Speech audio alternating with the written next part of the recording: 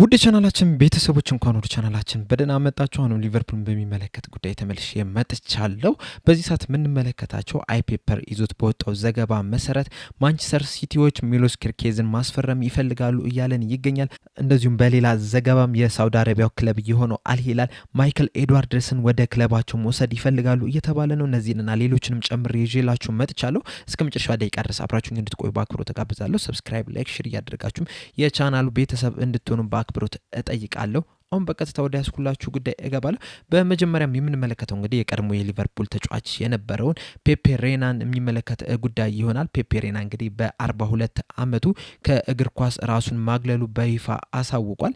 ይህ ተጫዋች እንግዲህ ላለፉት 25 ዓመታት በበረኝነት ሲጫወት ነበር። ለመጀመሪያ ጊዜ እንግዲህ በባርሴሎና ማሊያ ነበረ የመጀመሪያውን ጨዋታ ማድረግ የቻለው።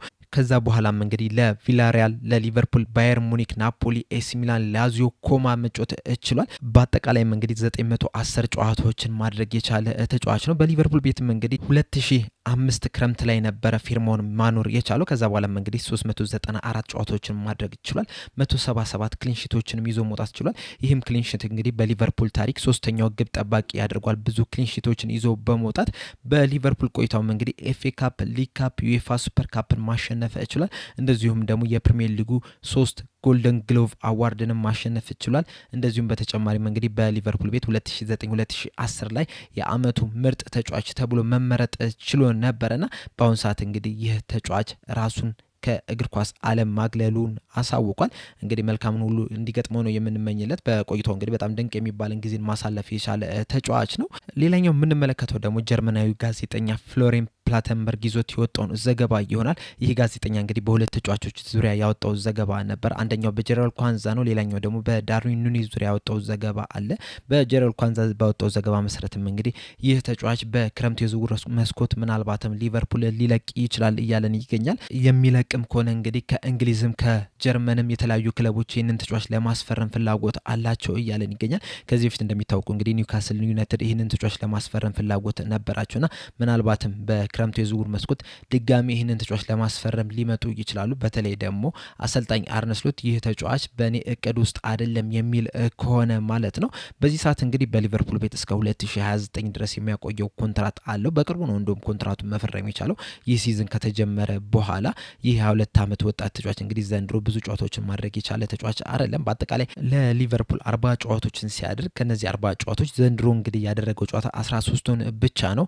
ከነዚህም 13 ጨዋታዎች አብዛኞቹ በሊግ ካፕ እና በኤፍኤ ካፕ የተደረጉ ጨዋታዎች ነው የነበሩት እና ምናልባትም እንግዲህ ከሊቨርፑል ሊወጣ ይችላል። አሰልጣኝ አርነ ስሎት ይህንን ተጫዋች ብዙም እየወደደው አይደለም የሚባል ዘገባዎች ሲወጡ ነበርና የሚወጣ ከሆነ እንግዲህ የተለያዩ ክለቦች ይህንን ተጫዋች ለማስፈረም ፍላጎት አላቸው እያለን ይገኛል።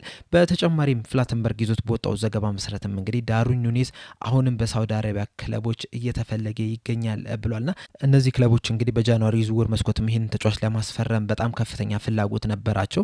ነገር ግን ሊቨርፑሎች ይህንን ፍላጎታቸውን ውድቅ አድርገውባቸዋል። ነገር ግን አሁንም በክረምቱ የዝውውር መስኮት እንግዲህ ይህንን ተጫዋች ለማስፈረም በደንብ ገፍተውበት ይመጣሉ እየተባለ ይገኛል። በዚህ ሰዓት እንግዲህ ከሳውዲ አረቢያ ክለቦች ጋር ብቻ አይደለም ይህ ተጫዋች ስሙ እየተያዘ ያለው። እንደውም በቅርቡ በሰራውላችሁ ፕሮግራም ራሱ ከናፖሊ ጋር በጣም ስሙ ሲያያዝ ነበረ። እንደውም የናፖሊ ስፖርቲንግ ዳይሬክተር ከኑኔዝ ተወካዮች ጋር በተደጋጋሚ ግንኙነት አድርጓል የሚሉ አንዳንድ መረጃዎችም ሲወጡ ነበርና ወዴት እንደሚሄድ እንግዲህ እስካሁን ድረስ የለየለት ነገር አይደለም።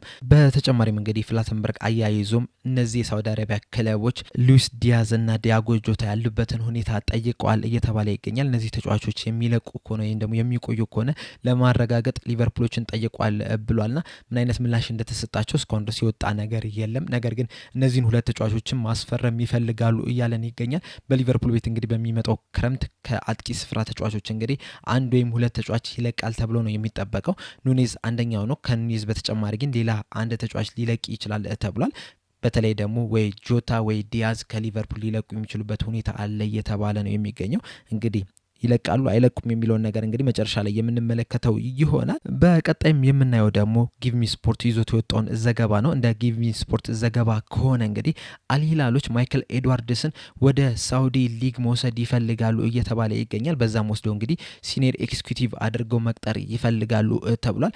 ማይክል ኤድዋርድስ እንግዲህ በክረምቱ ነበር ሊቨርፑልን ድጋሚ የተቀላቀለው። ከዚህ በፊት እንግዲህ በስፖርቲንግ ዳይሬክተርነት በሊቨርፑል ለረዥም ዓመታት መስራቱ አይዘነጋም። በአሁኑ ሰዓት ደግሞ ቺፍ ኤክስኪዩቲቭ ኦፍ ፉትቦል ፉትቦል በመባል ለኤፍኤስጂ እየሰራ ይገኛል። ኤፍኤስጂዎች እንግዲህ አዲስ ክለብን ለመግዛት አስበዋልና ያንንም ነገር እየተከታተለ የሚገኘው ማይክል ኤድዋርድስ ነው እና በሊቨርፑል ቤትም እንግዲህ በጣም ደስተኛ ነው። አሁን ባለውም ስራ ደስተኛ ነው እየተባለ ይገኛል። ነገር ግን ይህ መረጃ አያይዞ እንደተናገረው ከሆነ ማይክል ኤድዋርድስ ከፕሬዚዳንት ፋዋድ ቢን ናፈል ጋር ተደጋጋሚ ግንኙነት አድርገዋል። በቀጣይ ስለሚኖረው ሮል ወይም ደግሞ ለፊውቸሩ አውሮተዋል እየተባለ ይገኛል። ነገር ግን በዚህ ሰዓት ግን ወዴትም መሄድ አይፈልግም። ባለበት ቦታ በጣም ደስተኛ ነው። በሊቨርፑል በጣም ደስተኛ ነው። ስለዚህ የትም አይሄድም ተብሏል። ነገር ግን ሳውዲዎች አሁንም ማይክል ኤድዋርድስን ወደ ሳውዲ ሊግ ለመውሰድ ፍላጎት አላቸው ተብሏል። ማይክል ኤድዋርድስ እንግዲህ ወደ ሊቨርፑል ከመመለሱ በፊት እንግዲህ በተለያዩ ክለቦች ሲፈለግ ነበር። በማንቸስተር ዩናይትድ፣ በቼልሲ፣ በማድሪድ እንዲሁም በሌሎች ክለቦችም እሱን የስፖርቲንግ ዳይሬክተር አድርገው ለመቅጠር ሲፈልጉ ነበር። ነገር ግን መጨረሻው ወደ ሊቨርፑል ለመመለስ ወስኗል። በሊቨርፑል ቤትም እንግዲህ አሁን አጀማመሩ ጥሩ የሚባል አጀማመር ነው እየተመለከተን ያለ ነው። በተለይ ደግሞ ከሪቻርድ ሂው ጋር አንድ ላይ በመሆን ዝውውሮችን ለመጨረስ እየሞከሩ ይገኛሉ። እንደሚታወቀው ፍሪምፖንግ እንግዲህ በሊቨርፑል ቤት ለመፈረም በጣም ተቃርቧል። የሜዲካል ምርመራውንም ሁሉንም ጨርሷልና በይፋ ማድረግ ብቻ ነው የቀረው ነው እየተባለ የሚገኘው። ማይክል ኤድዋርድስና ሪቻርድ ሂው እንግዲህ አጀማመራቸው በጣም አመርቂ እየሆነ ይገኛል። በመጨረሻም የምንመለከተው ደግሞ የሚሎስ ኬርኬዝን ጉዳይ ይሆናል። ሊቨርፑሎች እንደሚታወቀው እንግዲህ በዚህ ሰዓት በተለይ ደግሞ በክረምቱ የዝውውር መስኮት የግራ ክንፍ ተከላካይ ቦታውን ለማጠናከር በጣም ከፍተኛ ጥረት እያደረጉ ነው የሚገኙት። እናም ያንን ቦታ ለማጠናከር ደግሞ በተለይ አንድ ተጫዋች በጣም በከፍተኛ ደረጃ ነው የሚፈለገው። ይህም ተጫዋች እንግዲህ ሚሎስ ኬርኬዝ ነው። ሊቨርፑሎች እንግዲህ ስማቸው ከሚሎስ ኬርኬዝ ጋር መያያዝ ከጀመረ እንግዲህ ሰንበትበት ብሏል። ለረጅም ጊዜ ሊቨርፑሎች ይህንን ተጫዋች ሲመለከቱት ነበረ። በቅርቡም እንግዲህ ከሱ ጋር ንግግር ማድረግ ጀምረዋል እየተባለ ይገኛል። አንዳንድ መረጃዎች እንደውም በጣም አድቫንስድ ሆኗል ወይም ደግሞ የላቀ ደረጃ ላይ ደርሷል ነው እየተባለ የሚገኘው። ከሚሎስ ኬርኬዝ ጋር ያደረጉትን ንግግር አሁን ላይ በወጡት መረጃዎች መሰረት ግን በተለይ ደግሞ አይፔፐር ይዞት በወጣው ዘገባ ማንቸስተር ሲቲዎች ይህንን ተጫዋች ለማስፈረም ፍላጎት አላቸው እየተባለ ይገኛል። ማንቸስተር ሲቲዎች እንግዲህ የግቫርዲዮልና የኒክ ኦሪዮልን ቦታ በሱ ከቨር ለማድረግ አስበዋል እየተባለ ይገኛል። በተለይ ደግሞ ግቫርዲዮል እንግዲህ ሲመጣ የመሀል ተከላካይ ተብሎ ነበር የመጣው። ነገር ግን ፔፕ ጋርዲዮላ ወደ ክንፍ እያስወጣ በግራ በኩል በመስመር እንዲጫወት እያደረገ ነው ያለውና እዛ ቦታ ላይ እንግዲህ ትክክለኛ የግራ እግር ተጫዋች ለማድረግ ትክክለኛ የክንፍ ተጫዋች ለማድረግ እንግዲህ ኬርኬዝን በቀዳሚ ስፍራ ይዘውት እሱን ለማስፈረም እየሞከሩ ይገኛሉ ነው እያለን የሚገኘው ይህ ዘገባ። ሊቨርፑሎችም እንግዲህ የግራ ክንፍ ተከላካይ መስመሩን ለማጠናከር ቀዳሚ ስፍራ ላይ ያስቀመጡት ኬርኬዝን ነው። በተለይ ደግሞ አንዲ ሮበርትሰን 31 ዓመቱ ላይ መድረሱ እንደዚሁም ደግሞ እንደ ቀድሞ ፍጥነቱ አለመሆኑ ትንሽ ቀዝቀዝ ማለቱ እንግዲህ በተለይ ዘንድሮ ያሳየው አቋም እንግዲህ ከተጠበቀው በታች ከመሆኑ አንጻር ያንን ቦታ በወጣት ለማጠናከር የአንዲ ሮበርትሰንም የረዥም ጊዜ ተተኪ ተጫዋች ለማድረግ ሚሎስ ኬርኬዝን ቀዳሚ ተመራጭ አድርገውታል። በተጨማሪም እንግዲህ ሲሚካስ የተጠበቀውን ያህል መጮት አልቻለም። ሲመጣ እንግዲህ የአንዲ ሮበርትሰን ተፎካካሪ ወይም ደግሞ ተተኪ እንዲሆን ነበር የመጣው።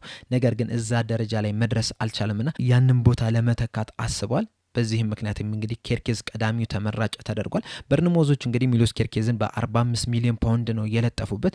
ሊቨርፑሎች ይህንን ያህል ገንዘብ ያወጣሉ የሚለው ነገር በጣም ትልቅ ጥያቄ ነው።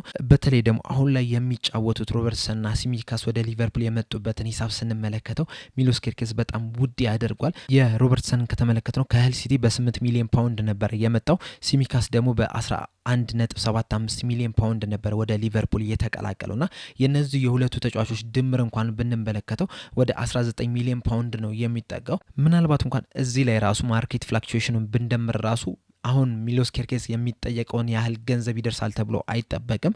45 ሚሊዮን ፓውንድ ለክንፍ ተከላካይ እንግዲህ ውድ የሚባል ነው። በተለይ ደግሞ ሊቨርፑሎች እንግዲህ ፍሪምፖንግን ሊያስፈርሙ የሚችሉት ከ30 እስከ 35 ሚሊዮን ፓውንድ የሚጠጋ ነውና ትንሽ ወደድ ያለ ይመስላል። ሊቨርፑሎች በእርግጥ ሚሎስ ኬርኬዝን ብቸኛው ተመራጭ አድርገው አይደለም የያዙት። የሱ ባይሳካ ራሱ ሀቶ ላይ ይሄዳሉ፣ ሀቶን ለማስፈረም ይጥራሉ ተብሎ ነው የሚጠበቀው። ነገር ግን መጀመሪያ ቅድሚያ የሚሰጡት ኬርኬዝን ነው። ኬርኬዝን የሚሳካላቸው ከሆነ ሌላ ተጫዋች አያዩም። የሱ ማይሳካ ከሆነ ብቻ ነው ወደ ሀቶ የሚሄዱት። ነገር ግን ማንቸስተር ሲቲ ይህንን ተጫዋች መፈለግ ግን ሊቨርፑሎች ላይ ተጽዕኖ የሚፈጥር ይመስለኛል። ምክንያቱም እንግዲህ አንደኛ ማንቸስተር ሲቲዎች ከፍተኛ ገንዘብ ማውጣት ይችላሉ፣ እንደ ሊቨርፑል አይደሉም። በተጨማሪም ደግሞ ማንቸስተር ሲቲዎች ይህንን ተጫዋች ለማስፈረም ብቅ ማለታቸው እንግዲህ ተጫዋቹን ውድ ያደርጓል። በክፍያም ባይሆን ራሱ በደሞዝ ደረጃ ራሱ ውድ ሊያደርገው የሚችልበት ቻንሱ በጣም የሰፋ ነው። በእርግጥ ይህን ሰሞን እንግዲህ ሚሎስ ኬርኬዝ የተለያዩ ሊቨርፑል የሚመለከቱ ትዊተር የተደረጉትን ነገሮች እንግዲህ ላይክ ሲያደርግ ተመልክተናልና ወደ ሊቨርፑል መምጣትም ይፈልጋል ነው እየተባለ የሚገኘው በተለይ ደግሞ የሀገሩ ልጅ የሆነው ሰው ላይ በሊቨርፑል መጫወቱ ምናልባትም ሊቨርፑሎችን ተጠቃሚ ሊያደርጋቸው የሚችልበት ቻንስ አለ። በዚህ ዙሪያ እንግዲህ ያላችሁን አስተያየት ኮሜንት ሴክሽን ላይ በመጻፍ አሳውቁኝ። ማንቸስተር ሲቲዎቹ ይህንን ተጫዋች ለማስፈረም ብቅ ማለታቸው ሊቨርፑል ላይ ምን ያህል ተጽዕኖ ይፈጥራል የሚለውን ነገር መልሳችሁን እዚሁ ኮሜንት ሴክሽን ላይ በመጻፍ አሳውቁኝ። ለአሁን እዚህ ላይ ያበቃው። በቀጣይ በሌላ እስከምንገናኝ ድረስ ሰብስክራይብ፣ ላይ ሼር ማድረግ እንዳትረሱ።